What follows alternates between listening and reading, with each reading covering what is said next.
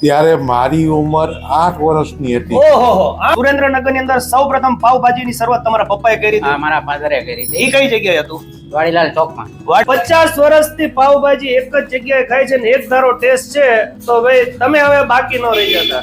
સુરેન્દ્રનગર ની અંદર સૌપ્રથમ જેમને પાવભાજી ની શરૂઆત આજથી 52 વર્ષ પહેલા એટલે 1973 માં વાડીલાલ ચોકમાં શરૂઆત કરી હતી અને એ જ ટેસ્ટ અત્યારે આજની તારીખમાં 2025 માં છેલ્લા 20 વર્ષથી અંડરબ્રિજ નીચે રૂપાલી પાવભાજીમાં મળે છે. તો ચાલો ટેસ્ટ કરીએ કે એમની પાવભાજી હજી ઈ સ્વાદ છે કે નહીં. પાવભાજી વસ્તુ જ એવી છે કે ભાઈ નાના હોય કે મોટા બધાની ફેવરિટ હોય. એમાં પાછું સરસ મજાનું બટર, ફ્રેશ દાણા ને ફ્રેશ વેજીટેબલ્સ નાખીને ગરમા ગરમ પાવભાજી મળતી હોય ને તે પણ એકદમ ટેસ્ટી, અને એની સાથે પાછો પુલાવ હોય. પછી બીજું શું જોઈએ ભાઈ? તમને અહીંયા રૂપાલી પાવભાજી ની અંદર પાવભાજી અને પુલાવ ની અંદર રેગ્યુલર, સ્વામિનારાયણ અને જૈન ત્રણેયનો ઓપ્શન્સ મળી રહેશે અને સ્પેશિયલ લસણ ની ચટણી. ભાઈ ટાઈમિંગ ની વાત કરે તો સાંજે 6 થી રાત્રે 10:30 વાગ્યા સુધી.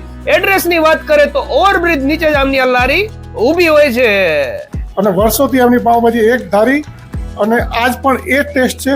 તો એવું કહું, સુરેન્દ્રનગર અંદર એકવાર મુલાકાત લ્યો તો રૂપાલીની જ પાવભાજી ખાવી જોઈએ, બાકી ક્યાંય ન મળે. તો ભાઈ આ ઓનેસ્ટ રિવ્યુ છે, આ કોઈ ખોટા રિવ્યુ નથી ને કાયમ અહીંયા સાંજે 6 થી 10 કન્ટિન્યુ આ ગરાગી હોય છે અને બધી વસ્તુ પ્યોર સિંગટેલમાં જ બનાવે છે. એટલે હાઈલી રિકમેન્ડેડ છે કે ભાઈ એકવાર આવજો ને આવજો.